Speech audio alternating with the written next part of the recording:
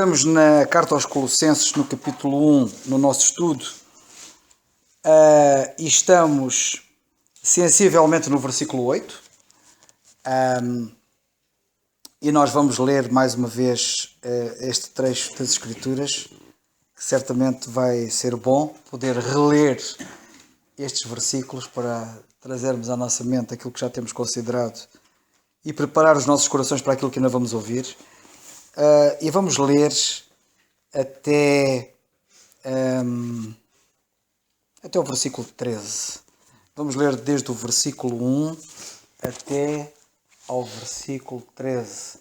E eu peço ao... Eu vou pedir aqui ao Márcio para vir aqui ler, se achar. Pode ser? Eu sei que ele deve ter ali uma versão ligeiramente diferente, provavelmente, digo eu. É Almeida Revista Corrigida. Então não. Então estás com a versão boa. Então podes ler, se achar. Então diz assim a palavra do Senhor. Paulo, apóstolo de Jesus Cristo, pela vontade de Deus, e o irmão Timóteo, aos santos irmãos fiéis em Cristo, que estão em Colossos. Graças a vós e paz da parte de Deus, nosso Pai, e da do Senhor Jesus Cristo. Graças damos a Deus, Pai, do nosso Senhor Jesus Cristo, orando sempre por vós, porquanto ouvimos da vossa fé em Cristo Jesus, e do amor que tendes para com todos os santos, por causa da esperança que vos está reservada nos céus, da qual já antes ouvistes pela palavra da verdade do Evangelho, que já chegou a vós, como também está em todo o mundo, e já vai frutificando, como também entre vós, desde o dia em que ouvistes e conhecestes a graça de Deus em verdade, como aprendeste de Epáfras, nosso amado conservo, que para vós é um fiel ministro de Cristo, o qual nos declarou também o vosso amor no Espírito.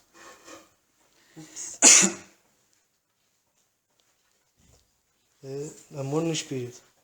Por esta razão, nós também, desde o dia em que o ouvimos, não cessamos de orar por vós e de pedir que sejais cheios do conhecimento da sua vontade, em toda a sabedoria e inteligência espiritual, para que possais andar dignamente diante do Senhor, agradando-lhe em tudo, fortificando em toda a boa obra e crescendo no conhecimento de Deus, corroborados em toda a fortaleza, segundo a força da sua glória, em toda a paciência e longanimidade com gozo, dando graças ao Pai, que nos fez idóneos para participar da herança dos santos na luz, o qual nos tirou da potestade das trevas e nos transformou para o reino do Filho do seu amor.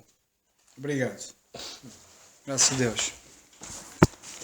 Ora bem, como eu estava a dizer, nós estamos sensivelmente no versículo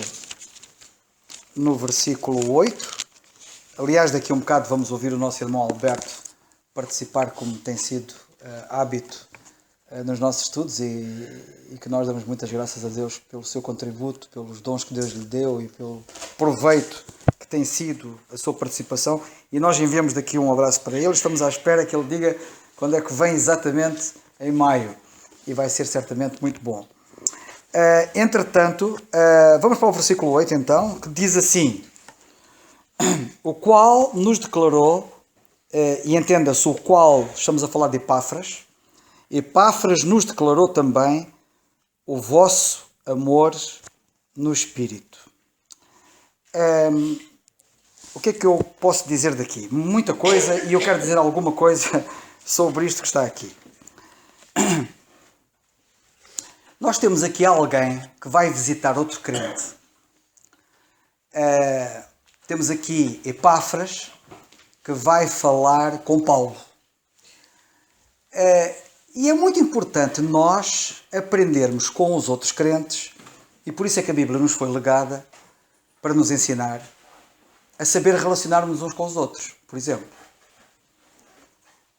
Epáfras vai ter com Paulo a Roma.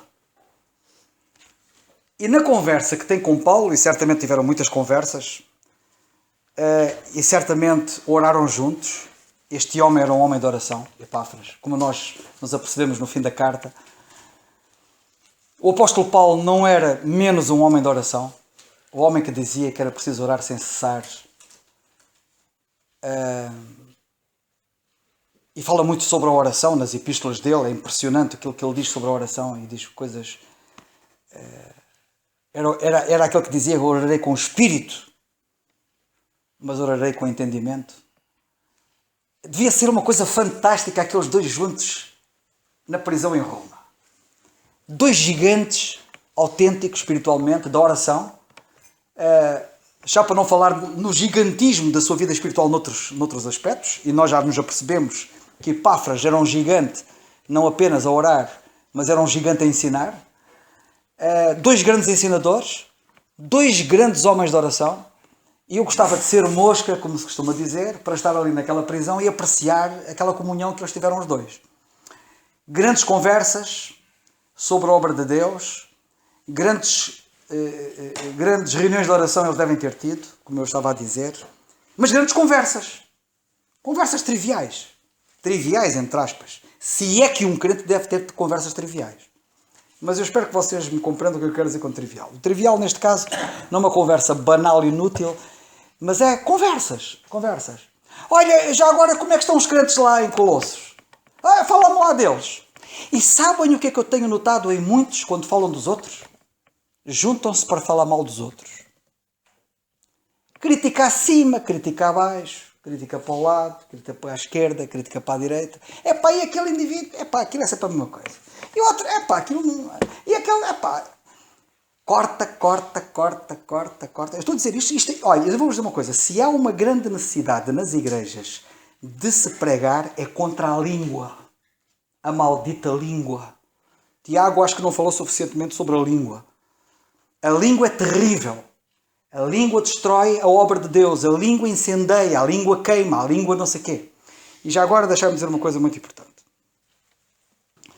Se nós quisermos falar mal, seja de quem for, vamos sempre falar mal. Sempre. Sabem porquê? Porque nenhum de nós é perfeito.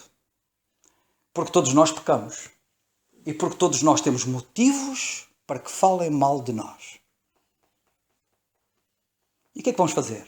Vamos falar mal ou vamos falar bem?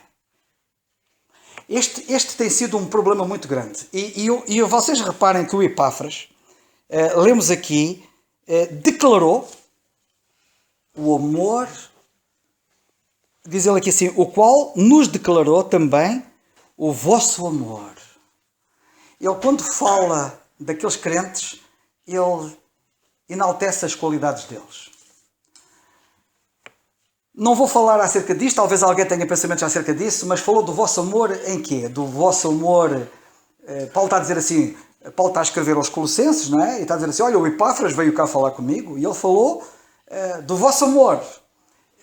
Eu não sei o que é que ele está aqui a referir-se, mas, por exemplo, ele pode estar a referir ao amor que eles tinham por Deus, ao amor que eles tinham pela obra de Deus, ao amor que eles tinham uns pelos outros, ao amor que eles tinham pelas almas perdidas.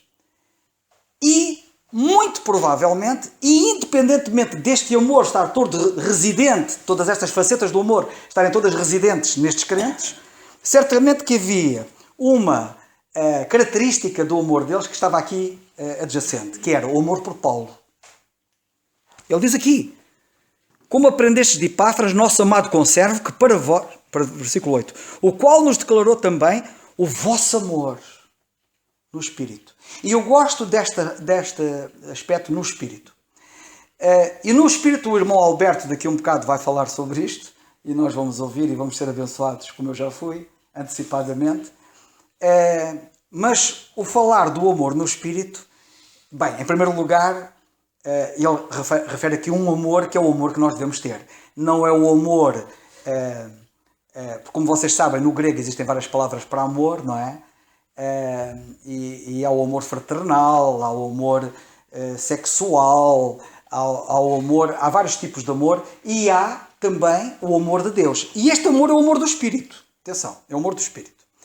Por um lado, nós vemos aqui que o fruto do Espírito é amor, e portanto temos aqui uma manifestação de amor, meramente de, somos amigos e tal, gostamos todos uns dos outros. É assim eu até gosto de estar com ele ou com ela, mas gosta porquê? porque gosta de estar à mesa, comer uns tachos e gostam ambos do mesmo prato e aquilo é muito bacana, como se costuma dizer, e tal, estamos ali numa boa, é isso e é esse amor que a Bíblia fala. Atenção a este pormenor. O amor do Espírito é muito forte, o amor do Espírito é o amor de Deus. E eu creio que ele estava a referir-se ao amor que eles tinham e que o Espírito de Deus movia aqueles corações a ter amor. Mas o amor do Espírito, na minha ótica, também nesta passagem, pode querer dizer o amor que eles tinham por Paulo que nunca tinham visto. E daí o amor do Espírito. É quase como aquela diz assim, olha, eu não estou lá, mas estou em Espírito. Olha, eu não estou lá, mas estou em Espírito. Eu amo aquele irmão no Espírito, eu não o conheço, eu não estive com ele, eu não o vi ainda, mas eu amo aquele irmão no Espírito. E portanto temos aqui um conjunto de pensamentos acerca disto. Mas eu queria destacar, em primeiro lugar, que tipo de conversa temos quando estamos uns com os outros. E quando falamos dos outros, o que é que nós dizemos dos outros? Por exemplo, vamos imaginar que o Dário ia falar com o Carlos, que está aqui ao meu lado, a meu respeito. Os dois a falar. Eles, se quiserem falar mal de mim, eles podem falar. Sabem porquê? Porque eu tenho defeitos. Porque eu não sou perfeito. Porque tenho deslizes. Porque tenho falhas. E se eles quiserem focar-se nas minhas fraquezas, eles vão facilmente, e não é preciso uma lupa, encontrar fraquezas em mim. Agora, eles também têm a possibilidade de olhar para mim e se calhar ver algumas virtudes em mim. Algum valor em mim. Eu estou a falar de mim, mas isto aplica-se a todos, já. Estão a perceber? Isto aplica-se a todos. Portanto, é uma escolha que eu vou fazer. Eu quando vou olhar para um crente, vou olhar para as fraquezas dele e vou falar das fraquezas dele ou vou falar das coisas boas que ele tem. E se eventualmente ele tem fraquezas, deixemos isto entre nós e o Senhor. E falemos com o Senhor acerca disso. Com os irmãos não falemos da fraqueza dos outros. As fraquezas dos outros é para falarmos com o Senhor. E quando falarmos com os irmãos sobre os outros, falemos das suas virtudes, das suas coisas boas. Certamente que Epáfras tinha certamente e seguramente, e aliás a carta está a deixar transparecer, que eles tinham fraquezas, e não eram pequenas. Mas quando ele foi falar com Paulo, ele disse, o amor daqueles crentes. O amor daqueles crentes.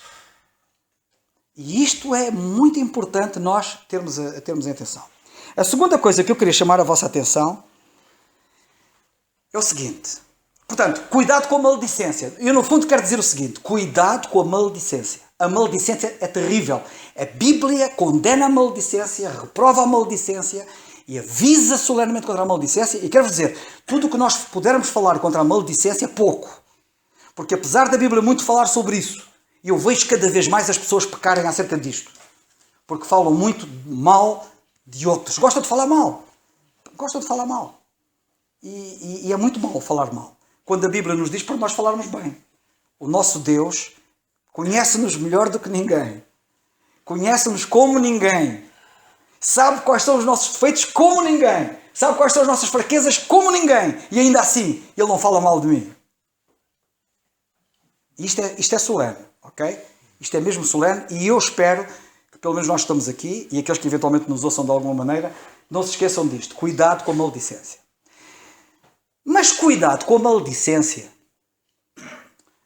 não significa que não se possa falar mal de alguém. E às vezes é preciso pôr os pontos nos is. E as pessoas não gostam. Por exemplo, se aqui na carta aos Colossenses temos um crente que é Epáfras, que fala bem destes crentes de Colossos,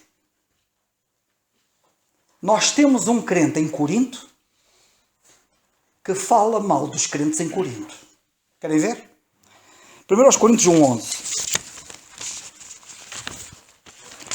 E nós precisamos de saber distinguir a diferença.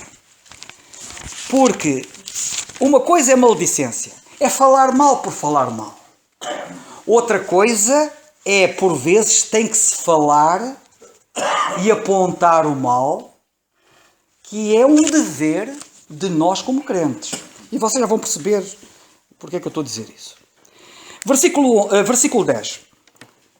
do capítulo 1 de 1 aos Coríntios. Rogo-vos, porém, irmãos, pelo nome de nosso Senhor Jesus Cristo, que digais todos uma mesma coisa, e que não haja entre vós dissensões, antes sejais unidos, no mesmo sentido e no mesmo parecer.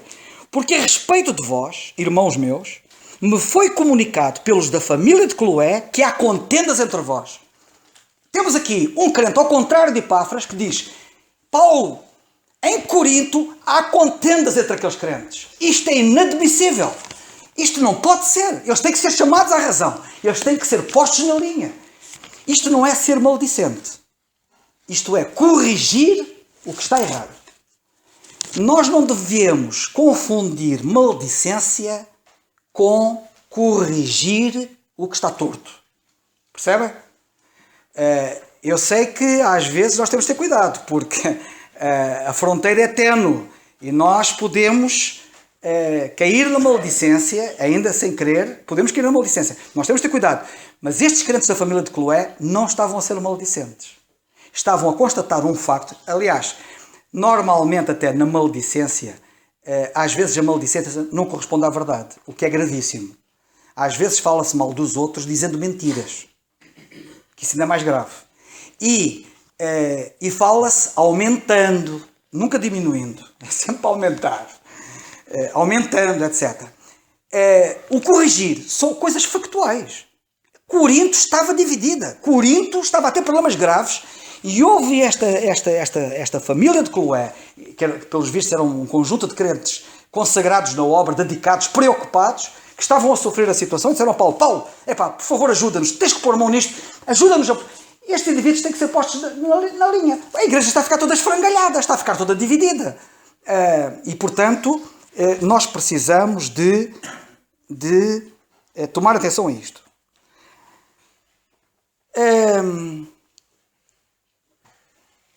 Nós, portanto, temos que ter o equilíbrio de não ser maldicentes, mas não deixar de apontar o erro, mesmo que isso signifique identificar um crente. E ele tem que ser identificado. Eu vou passar a explicar. O apóstolo Paulo, quando escreve aos Colossenses, diz assim, na segunda carta, capítulo 3, versículo 14, eu cito, diz assim: mas se alguém não obedecer à nossa palavra por esta carta, notai o tal. Não obedeces à palavra por esta carta? Notem o tal, marquem-no, assinalem-no, divulguem-no, identifiquem-no. Notai o tal e não vos mistureis com ele para que se envergonhe. Isto claramente, isto é muito objetivo. Isto não é ser maldicente. Isto é ser disciplinador. Não confundamos maldicência com disciplina. E por vezes nas igrejas é preciso haver disciplina. E muitas vezes nas igrejas há muita maldicência e nenhuma disciplina. E tem que haver disciplina e não haver maldicência. E por vezes é preciso notar o tal. Eu vou-vos dar alguns exemplos na Bíblia de notáveis que foram notados, que foram repreendidos. Paulo, por exemplo, repreendeu Pedro. Publicamente. Gálatas, capítulo 2, versículos 11 a 14. Nós conhecemos certamente a passagem, mas vamos ver. E depois já vamos falar neste caso, que é um caso que nos dá grandes lições. Gálatas, capítulo 2, versículo 14. Querem ver? Lemos assim. Mas quando vi que não andavam bem e direitamente conforme a verdade do Evangelho, disse a Pedro, na presença de todos. Isto é o que se chama notar o tal. Notai o tal. Eu disse a Pedro na presença de todos. Isto é preciso coragem. Isto é preciso muita ousadia. E é preciso coragem. E aí, já vou falar sobre isso. Não contam amizades, não contam familiares. Às vezes há pessoas às vezes na igreja que estão em erro e só porque é família de alguém ninguém lhe diz nada. Ou porque é uma pessoa proeminente e é importante não se lhe diz nada. Estamos a falar do apóstolo Pedro, não estamos a falar de um indivíduo qualquer, não é?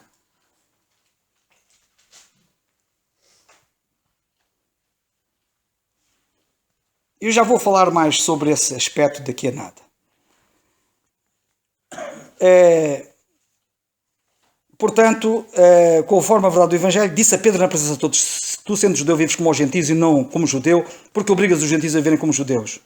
Não somos judeus por natureza e não pecadores de entre os gentios, etc, etc, etc. O que eu quero chamar a vossa atenção é que temos aqui alguém repreendido, e foi o apóstolo Paulo que repreendeu, e foi uma personalidade que ele repreendeu. Portanto, notai o tal, e Paulo não dizia só para notar o tal, Paulo notou o tal, identificou-o claramente, e isto não era maledicência da parte de Paulo, isto era disciplina da parte de Paulo, era pôr em ordem o que não estava em ordem e corrigir o que estava errado. O apóstolo Paulo identificou Demas. Falou de Demas e disse acerca de Demas. Demas amou o presente século.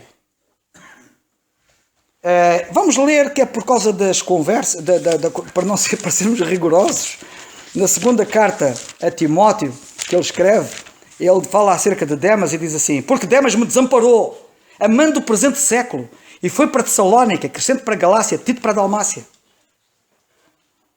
Um indivíduo que certamente estava com Paulo e voltou atrás, saiu da frente de batalha e abandonou da frente de batalha. Há uma carta em que ele é mencionado, não há? Quem? Demas. Segunda carta a Timóteo. Não, mas sem ser essa. É capaz de ser, agora de repente não fui agora estudar o caso de Demas, mas acho que sim. Acho que o Demas aparece até como cooperador, se não estou em erro. Sim. Mas olha, Daniel, eu queria te ver aqui sentado aqui ao pé de mim. Anda cá. Não, é em Colossenses mesmo. Vá. No 4:14. Anda cá. Tens que vir para aqui. Desculpa lá. Não desculpa nada. Esta aqui não desculpa. Assim, Tens que estar até aqui. está nesta carta, nós já lemos e tudo. Colossenses 4:14. Saúda-vos Lucas, o médico amado, e Demas. E Demas. O que significa, quando ele diz Lucas saúda-te, nós sabemos que Lucas era companheiro dele, era cooperador dele, andava nas viagens com ele. E se Demas está a saudar juntamente com Lucas, era mais outro que andava com ele, que ele diz que abandonou-me.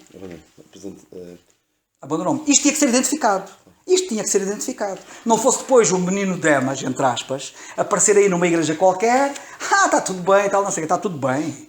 Não está tudo bem, não está tudo mal. Mas para as igrejas saberem, isto tinha que ser identificado e a correção tinha que ser feita.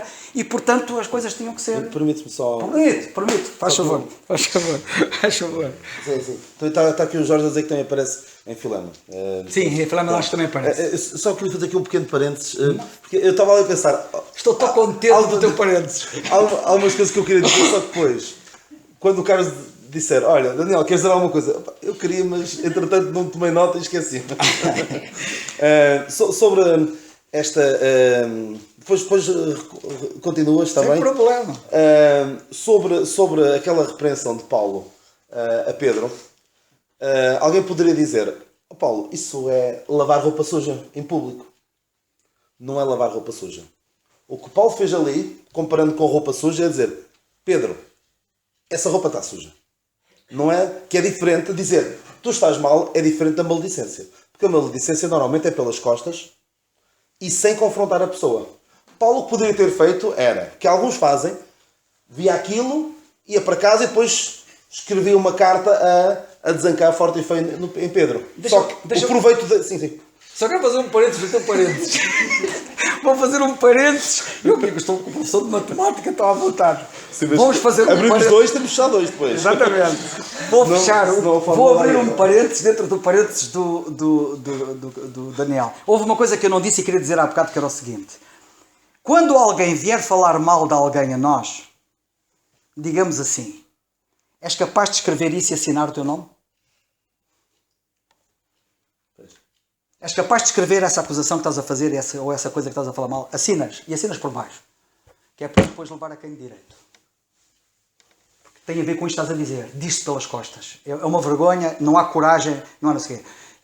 O Cloé era um indivíduo que disse ali, deu a cara. Sou eu, Cloé, que estou a dizer. Há alguma dúvida? Alguém aí que contradiga aquilo que eu estou a dizer, que há aqui divisões na igreja e que isto tem que ser posto na linha? Estão a ver? Estão a ver a diferença? O maledicente não. O maledicente morte pela calada. E desculpa, já fechei o parênteses. Sim. Nunca deveríamos dizer nada nas costas de alguém que não tínhamos dito primeiro pela frente. Chamar a atenção e depois, se for preciso falar desse assunto como foi preciso. E até particularmente irmos ter com a pessoa para ajudarmos. Claro, Porque claro. o objetivo é sempre ajudar. A pessoa não é? pode nem saber que está a fazer mal. E nós estarmos a falar mal. Toda a gente, a dada altura, até numa igreja, sabe que alguém irá falar mal de outra pessoa, menos a própria pessoa de quem andam a falar mal. Mas então, o que Paulo fez ali não foi lavar roupa suja. Foi identificar roupa suja e que tinha de ser identificada na hora. Porque se Paulo fosse para casa e escrevesse uma carta muito azeda e muito dura para com Pedro, a dizer que Pedro fez isto e aquilo e não tem jeito nenhum porque ele está a separar o corpo de Cristo, o efeito daquela carta seria muito menor do que o efeito que teve ali. Porque naquele momento, Paulo teve de intervir de imediato. Porque nós lemos por alto a situação é que quem estava ali a presenciar aquela situação, Pedro estava a comer com os gentios e depois que viu alguns que vinham da parte de Tiago, pensou assim, é melhor afastar-me dos gentios porque senão são capazes de me repreender por eu, sendo judeu, estar a comer com os gentios. O que não havia problema nenhum. Pedro sabia que não havia problemas. Imaginem que Paulo não intervinha naquela altura. Algumas pessoas que vissem podiam pensar assim, olha, Pedro estava a comer com eles e deixou de comer com os gentios. Se calhar há algo que falta aos gentios, nomeadamente a circuncisão, o batismo e essas obras todas da lei. Paulo teve de intervir na hora. Pode parecer até um bocado desproporcionado o que ele fez, mas tinha de ser, porque estava em causa a verdade do Evangelho. E também é outra situação que, quantas pessoas estão dispostas a tomar uma posição forte e de identificar o erro quando está em causa a verdade do Evangelho. Alguns, por amor à paz, eu nem vou dizer nada. Mas se calhar quando ferem o nosso orgulho, aí não admito. Aí não me comem desta maneira. Não me fazem este tipo de atitude. E Paulo tinha um espírito completamente diferente. Aí ele podiam-lhe fazer tudo. Podiam denegri-lo. Agora o podiam Evangelho dizer, é que ele podia tocar. E isso diz muito do nosso caráter. Se nós... aquilo que nós suportamos pessoalmente e aquilo que suportamos quando o Evangelho está em causa. Isto sobre esta situação que achei importante falar. Maledicência é falar pelas costas de coisas que nós não conseguimos dizer na cara às pessoas. Isso tem efeitos devastadores. Sobre o identificar as pessoas. Paulo, quando escreve aos Gálatas, diz, em Gálatas 3.1, ele diz, ó insensatos Gálatas, quem vos fascinou para não obedeceres à verdade? A vós, perante os olhos de quem Jesus Cristo já foi representado como crucificado. Isto pode parecer uma pergunta retórica, mas eu quero que ele queria mesmo saber quem eram. Eu quero saber quem são essas pessoas. Essas pessoas têm de ser responsabilizadas. Têm de ser chamadas à atenção. E eu quero saber quem são eles para os identificar. E não sei se esses seriam aqueles Himeneu, Fileto, Alexandre, Figelo, Hermógenes. São pessoas que estão... Ias falar deles. Estão ali.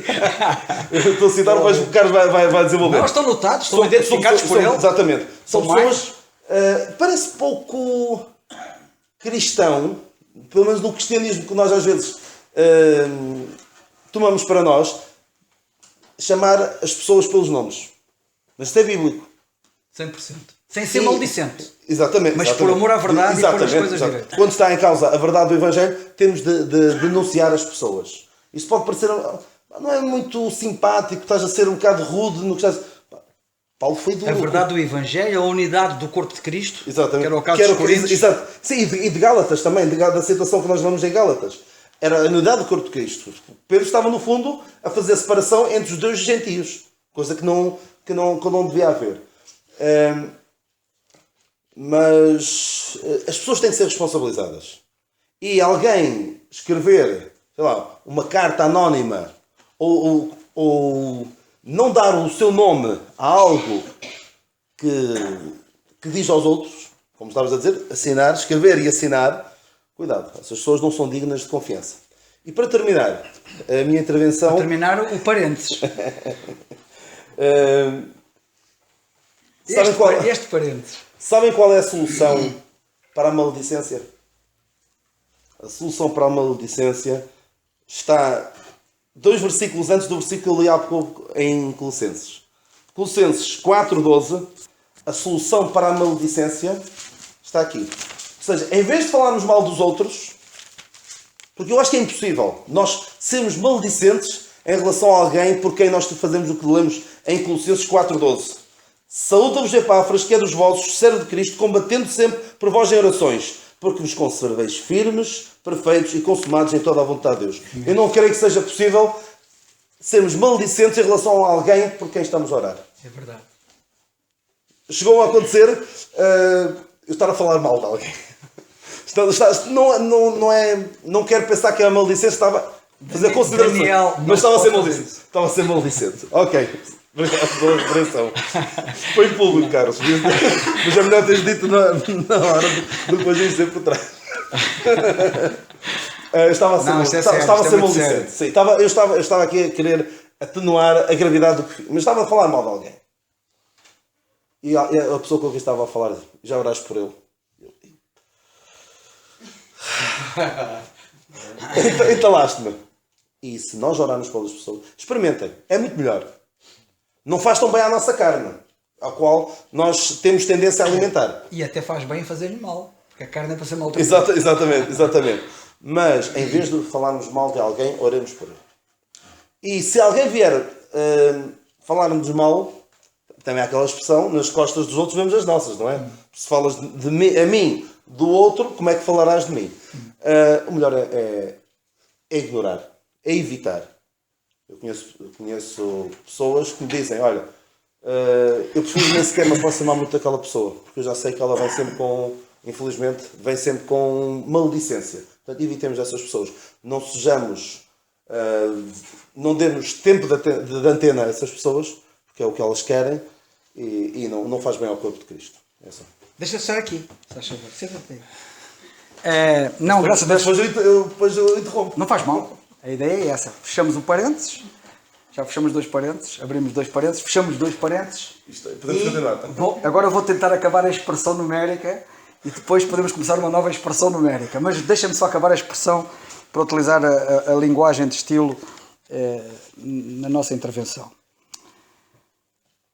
Nós temos vários casos em que Paulo identifica claramente pessoas para serem repreendidas. Eu não me esqueci do José. O José queria colocar ali uma questão qualquer, mas já te dou a palavra, está bem, José? Já está esclarecido. Já está? Foi nesse sentido. Ok, ainda bem que já está esclarecido. Bem, ele citou o caso de Demas, identificou Demas, identificou aqueles que ele acabou agora aqui de referir, o Daniel, que é o Himeneu e o Alexandre, por exemplo, também temos na primeira carta a Timóteo, o Himeneu e o Fileto, também. Portanto, há uma série de indivíduos que ele claramente disse o nome deles, pelas piores razões, disse o nome deles. Paulo também citou e repreendeu severamente Alexandre o Latoeiro, na segunda carta a Timóteo, ele também falou dele. E não foi só Paulo que fez isto. João também teve a coragem de um indivíduo sonante lá, entre eles, de o identificar para que toda a gente soubesse o péssimo exemplo que aquele indivíduo era, que era Diótrefes. E João, na carta que ele escreve, identifica Diótrefes e diz: Diótrefes quer ter o primado, quer ser o chefe, o xerife. E ele pensa que é um mandão, lá na igreja. E às vezes, infelizmente, aparecem alguns que parecem uns mandões lá na igreja, e é preciso haver a coragem de Joãos, não sei como é que se diz o plural de João, se é João, Joões? É Joões? Onde é que está o certificado literário para dizer que é Joões? É o Rujão dos Rujões. Não, está bem, mas isso também é o pão e ao pães, mas não é Joões. Mas, ok, desculpem lá, eu por acaso não sei, porque é difícil, eu acho que até o nome João não deve ter plural, porque se trata do nome próprio. Mas isso agora dava-nos uma grande discussão aqui sobre a língua portuguesa. Mas pronto, mas vocês perceberam. Nós precisamos de mais indivíduos com a coragem de pessoas como João, que são capazes de enfrentar um ditador. E às vezes nas igrejas há ditadores. Eu quero, posso e mando. E eles é que são os suprassumos e à volta seca tudo. Nem dão hipótese a ninguém. E João teve essa coragem de o identificar, o repreender, não é verdade? Publicamente, como nós vemos. E não vou falar mais acerca disso. Mas temos mais exemplos. Nós temos, mesmo do passado, nós temos um Moisés, nós temos depois, mais recentemente, temos um Pedro, temos um Judas e temos um João a citarem o nome de Balaão. Balaão, esse falso profeta! E foi identificado. E foi identificado por todos estes crentes, tanto por Moisés, como por Pedro, como por Judas, como por João, citaram o nome de Balaão. Para muitos crentes, às vezes é absurdo citar nomes, mas biblicamente há ocasiões em que nomes devem ser citados e devem ser repreendidos. Mas cuidado com a maledicência. E espero que tenha ficado claro que há uma diferença entre ser maledicente e pôr as coisas em ordem quando elas estão em desordem. Só um bocadinho.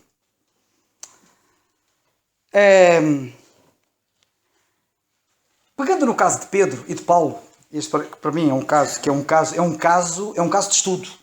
O caso de Pedro e Paulo, para mim, é um caso de estudo. Como dizem os ingleses, não é? Case of study. É um caso de estudo. E é mesmo um caso de estudo. Sabem porquê? Porque, notem isto, eu já ouvi de indivíduos que foram, por exemplo, repreendidos, porque estavam a ter um procedimento repreensível, e haver pessoas que ficaram escandalizadas. Sabem porquê? Porque disseram assim, repreender fulano? Esse indivíduo fez muito bem aqui à igreja. Então, esse indivíduo fez aqui muitas coisas, e fez muitas obras, e fez muito isto, e fez muito aquilo. Um indivíduo fantástico, com tantas coisas boas, que ao longo da história deixou uma boa marca aqui na igreja, e agora vocês vão ter uma atitude em relação a ele dessa maneira? Pois é, se havia alguém que estava assim, era Pedro. Quem é que tinha feito melhor do que Pedro? Pedro? Paulo, tu estás a falar a Pedro? Esqueceste quem é Pedro? Esqueceste que ele andou com o Senhor? Esqueceste que ele pregou a tantas almas? E esqueceste aquela obra que ele fez? E as coisas admiráveis que ele fez? Esqueceste que ele é o líder dos 12? E tu falas assim a Pedro? Irmãos, nenhum de nós está isento de ser chamado a atenção. A grande lição é esta. Nenhum de nós está isento de ser chamado a atenção. Pode ser um ancião. Pode ser um diácono. Pode ser um Pedro. Era apóstolo até, curiosamente. Nenhum de nós, nem aquilo que a gente fez, porque o que a gente fez não conta para o presente, nem conta para o futuro. O que a gente fez conta para o passado. Está feito. Passado. O que a gente fez não nos autoriza a fazermos asneiras agora. E, portanto, estarmos a coberto do bem que a gente fez. Nós, se estivermos a ter um mau comportamento, somos motivos de ser repreendidos e devemos ser repreendidos. Agora não deixo abrir um parênteses, porque eu vou já acabar. E depois vocês, o Zé quer dizer uma coisa e o Daniel também. Mas eu fico muito contente porque vocês querem falar. Fico mesmo contente. Mas deixem só acabar o pensamento, porque eu estou a acabar a expressão numérica, pá. Agora já não há mais parênteses, isto é para acabar a expressão. O apóstolo Pedro é um exemplo paradigmático disto que acabei de dizer. Isto para dizer o quê? Para dizer que o meu passado brilhante não cobre pecados presentes. Não me autoriza nem justifica as minhas asneiras que eu faça. E a minha posição na igreja, qualquer que ela seja, não me justifica de eu fazer o que eu quero. Se eu me porto mal, tem que ser chamado a atenção. Nem que seja um Pedro. E aqui agora quero-vos dizer uma coisa maravilhosa. Que grande lição nós aprendemos com Pedro. Eu estou aqui a bater tanto em Pedro, não é? Mas temos aqui um homem que nos dá uma lição tremenda. Dá-nos uma lição tremenda em primeiro lugar, porque tendo a posição que ele tinha, por ser a pessoa que era, foi repreendido. Que grande lição. Afinal, os que têm posição importante podem ser repreendidos. E devem, se for caso disso. A outra grande lição que nós aprendemos é a seguinte. Quem é que o repreendeu? Paulo. Como é que Pedro mais tarde fala acerca de Paulo? Sabem o que é que acontece a alguns quando são repreendidos? Ficam zangados, amoados, vão-se embora, batem com a porta, dizem 30 por uma linha e não sei o quê. Pedro não. Pedro é repreendido. E quando mais tarde escreve, e conhecem a passagem, a segunda carta de Pedro 3,15, ele diz, o nosso amado irmão Paulo. O nosso amado irmão Paulo. Pedro, para mim, tem uma dimensão. E eu digo-vos uma coisa. Alguém pode dizer assim, Pedro caiu. Ele caiu várias vezes. Caiu várias vezes, como se nós não caíssemos várias vezes. Pedro, mas na Bíblia estão identificadas as quedas dele. Ele negou o Senhor, como vocês sabem. Tem este caso triste com o caso de Paulo. Mas, por outro lado, eu vejo este Pedro assim, que grande homem. Que grande humildade. Que grandeza da alma. Ele agora não fica amoado, não fica ofendido, não fica zangado, não fica agora amoado e bate com a porta. Não quero saber. Nem respeitaram a posição que eu tinha. Esqueceram-se que eu era Pedro, que eu andei com o Senhor, fui dos primeiros discípulos. E o Senhor a mim deu-me as chaves do reino dos céus. E o Senhor a mim enviou-me. E eu só através de mim converteram-se quase 3.000 almas em Pentecostes. Grande evangelista que eu era. E que eu sou, e agora nem se tiveram em consideração e humilharam-me publicamente ali, publicamente entre aquela gente toda, e eu agora vou bater com a porta, já não quero saber de mais nada. Foi isso que ele fez? Grande humildade. Reconheceu certamente a repreensão, aceitou a repreensão e depois disse acerca de Paulo: amado irmão. Provavelmente era capaz de lhe dar um abraço em Paulo. Eu fui fraco ali, fraquejei. Tinhas razão. Que isto sirva de lição para todos nós. Nunca nos esqueçamos disto. E que o Senhor nos guarde para que nenhum de nós tropece e dê mau testemunho. É só o que eu peço. E agora, em primeiro lugar, o José... Não, mas chegas aqui. Faz favor. É só uma questão, peço desculpa pelos termos às vezes não serem os mais corretos ou dentro de uma questão. Por exemplo, em termos do funcionamento da Igreja, a disciplina é feita ao nível da cúpula da liderança de forma colegial, ou depois, se alguém tem que ser repreendido ou disciplinado, é comunicado ao resto da Igreja? Isso é uma pergunta para um tratado. Mas é assim, o que a Bíblia nos ensina relativamente à disciplina é assim, a disciplina, primeiro, só é exercida depois de esgotados todos os recursos. É isto que a Bíblia nos ensina. E os recursos esgotados passam por, primeiro, se alguém não está bem ou está a proceder mal por alguma razão, que seja passível da tal disciplina, alguém em particular deve falar com essa pessoa, tentando ajudá-la, porque o objetivo, mesmo da disciplina, propriamente dita, é sempre o restauro. Nunca é... O objetivo de Paulo era o restauro de Pedro. O objetivo de Paulo não era... Olha, Pedro está-me a fazer sombra, a ver se ele sai daqui, que deixa, é menos um concorrente para não me fazer sombra. Não era esse o objetivo de Paulo. Era o restauro. E a prova disso é que ele foi restaurado. E de tal maneira que ele depois fala de Paulo naqueles tempos. Portanto, o objetivo é sempre o restauro. E, portanto, o primeiro passo que deve ser dado, que é isso que a gente aprende na Bíblia, temos vários exemplos na Bíblia que nos mostram isso, é irmos em particular, termos com a pessoa, uma pessoa só, particularmente, talvez alguém que seja mais próximo, um amigo, coisa do género, e falar com ela, tentando ajudá-la, de mover e tal, não sei o quê. Se ele não acatar a ajuda, essa pessoa que foi lá deve levar outra com ela. Deve levar outra. Com o mesmo objetivo. Talvez para fazer um pouco mais de pressão, mais de força. Se a pessoa não aceitar a coisa, então o caso deve ser levado à igreja. E, portanto, na igreja, quem tem a responsabilidade nestas matérias são os anciãos. Os anciãos têm uma grande responsabilidade. Um dia vão ter que... Por isso é que a Bíblia diz que vão ter que prestar contas pelas almas dos crentes, não é? Mas comunicam aos restantes crentes para... Claro que têm que comunicar. Claro que têm que comunicar. E devem comunicar. E, inclusivamente, devem ouvir os crentes também, naturalmente, não é? Porque pode haver crentes que digam, olha, vocês se calhar não estão a ver bem. Ou até podem ter conhecimento de algum pormenor que eles não tenham conhecimento.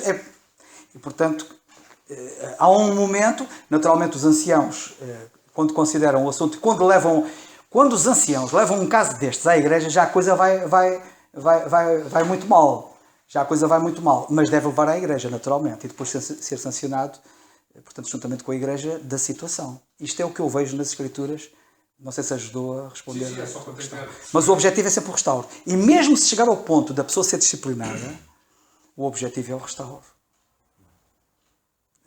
Nós já tivemos, infelizmente, casos de disciplina aqui na igreja e alguns que foram disciplinados foram restaurados. E não vou falar mais sobre isso. Mas isso é uma grande alegria. Saber também que a disciplina produziu o restauro. E temos essa experiência pela graça de Deus. O que muito louvamos o Senhor e lhe agradecemos. Mas vou passar a palavra então agora aqui ao Daniel. Eu tenho... vou tentar ser rápido. Em relação à disciplina, infelizmente, a reação de algumas pessoas perante a disciplina, sim, então vou para outro sítio. Isso não é restauro, isso é permanecer em pecado e E é indício de algo bastante anormal se passa. Queria, sobre Pedro e sobre aquela situação que estamos a falar. Anota a segunda de carta de Pedro 3,15, que é a passagem Sim, que exato. Pedro, depois mais tarde, chama amado irmão Paulo. Pedro é a personificação daquele ditado: cair 7 vezes, levantar-se 8. Pedro caiu várias vezes, mas levantou-se sempre. E mostrou aqui realmente uma grande humildade. Ele poderia perfeitamente ter ido para casa todo ressentido e escrito uma carta muito amargurada a denunciar a falta de respeito de Paulo para com ele. Mas atenção, não era só Pedro, era Barnabé também, e todos aqueles que ali estavam. Ou seja, havia aqui algo de muito grave que se estava a passar e que estava a pôr em causa a verdade do Evangelho. Mas eu queria interromper há um bocadinho, porque lembrei-me que quando estava a falar de ninguém está acima da repreensão, nem mesmo os anciãos. O que é que Paulo diz sobre repreender os anciãos? Não repreendas os anciãos? Dá-me leve. Não repreendas asperamente os anciãos. Não repreendas os anciãos? Asperamente. Ou seja, com eles, mas admoesta-os como a pais. Até mesmo os anciãos não estão acima da repreensão. Se agirem mal, devem ser chamados a atenção. É só aqui esta passagem. Se queres alguma coisa? Eu tinha um Desculpa pensamento. Não faz mal, mas é noutra vertente e eu prefiro. Fica para a semana. Senão É? vai fugir ao. Ok. Tem a ver com outra vertente, no mesmo versículo, mas noutra área. E nós vamos ouvir o nosso irmão Alberto no mesmo versículo, noutra área. Estamos a ser enriquecidos. Eu dou graças a Deus. Eu dou muitas graças a Deus pelos dons que o Senhor tem dado aqui à igreja. E quantos mais dons nós tivermos, mais enriquecidos seremos. E isso é muito bom. Eu não sei se algum dos irmãos quer dizer alguma coisa, porque senão vamos ouvir o nosso irmão Alberto. O Dário já vai preparar ali o áudio para nós ouvirmos. E então vamos ouvir. Peço licença aos irmãos em Quinta do Conde para compartilhar mais esse pensamento. Como impactar uma vida? O que uma boa igreja pode produzir? Olha, já visitei várias igrejas em São Paulo e em outras cidades do Brasil e até nos Estados Unidos. Igrejas grandes, famosas, com orquestras musicais encantadoras e pregadores eloquentes. Mas o mais importante não se destacou em minha vista e nem marcou minha visita. Colossenses capítulo 1, verso 8 diz: o qual nos declarou também o vosso amor no Espírito. A vida cristã em Colossos tem sua fonte no Evangelho, tanto individual quanto coletiva. O Evangelho, que é de Deus, quando crido, nos traz um relacionamento correto e eterno com o Senhor. Os resultados provam a sua inteira confiabilidade. Apresenta um Salvador ressurreto, glorificado, como alvo da nossa fé. O nosso relacionamento com Deus, ele é evidenciado pelos relacionamentos que temos uns pelos outros. O amor dos irmãos em Colossos foi comprovado. Havia uma evidência tangível desse amor espiritual, que fez com que Epáfras falasse dele. E isso nos faz lembrar que o amor só pode ser conhecido pelos seus atos. Deus amou o mundo de tal maneira que deu seu Filho. João 3,16. Ou mesmo 1 João 3,18, que diz: não amemos de palavra, nem de língua, mas em obras, em verdade, ou de fato e verdade. O amor não é questão de meros sentimentos, mas de ação. Alguém pode contestar, dizendo que um amor assim é impossível de ser vivido em nossa sociedade. O amor do qual vivia Epáfras, com prova abundante, e do qual fala Paulo, tem a sua origem no Espírito Santo. Quem já nasceu de novo tem o Espírito Santo habitando em si, e é ele quem manifesta este amor em nossos corações. Comparando as cartas Colossenses com Efésios, veja que a carta aos Colossenses difere aos Efésios neste ponto. Efésios contém muitas referências ao Espírito, mas esta, aos Colossenses, é a única menção sobre o Espírito Santo. Provavelmente, os erros que ameaçavam esta igreja em Colossos impediram o apóstolo de mencionar o Espírito de Deus com mais frequência. Agora, do ponto de vista divino, porém, esta é uma epístola em que o Espírito toma as coisas de Cristo e as revela a nós. Importante é que a menção do Espírito aqui indica que Paulo está levando em consideração as condições entre eles, que são de Deus e, sem dúvida, produzidas pelo Espírito Santo. Quanto mais este amor é visto na sua manifestação intensa, evidencia de que o Espírito de Deus tem sido manifesto em transformar vidas. Romanos 15:30, ou mesmo Efésios 3:16, reforçam esse ponto mostrando o amor no Espírito. Podemos constatar que a abertura desta carta é um texto único, inteiro, do verso 1 até o verso 8, e contém a saudação costumeira do apóstolo, que é a sua marca. A grande ênfase está onde? Na verdade do Evangelho, no verso 5, bem explicada na última reunião, de uma maneira prática e funcional. Portanto, o Evangelho não deve ser comparado com religião, com denominações de homens. Se Paulo menciona o verdadeiro Evangelho, é porque existe o falso, a imitação do Evangelho, por isso devemos ter cuidado. Paulo afirmou isso em Romanos 1,16, porque não me envergonho do Evangelho de Cristo, pois é o poder de Deus para a salvação de todo aquele que crê. Com isso ele quer dizer todo aquele, sem exceção ou distinção, mostrando o alcance deste Evangelho. O Evangelho é claramente a mensagem que fala da graça. E essa graça produz transformação, provoca impacto nas pessoas. Sabemos disso pela história e experiências. Hebreus 4:12. A palavra é viva, eficaz, mais penetrante que espada alguma de 2 gumes.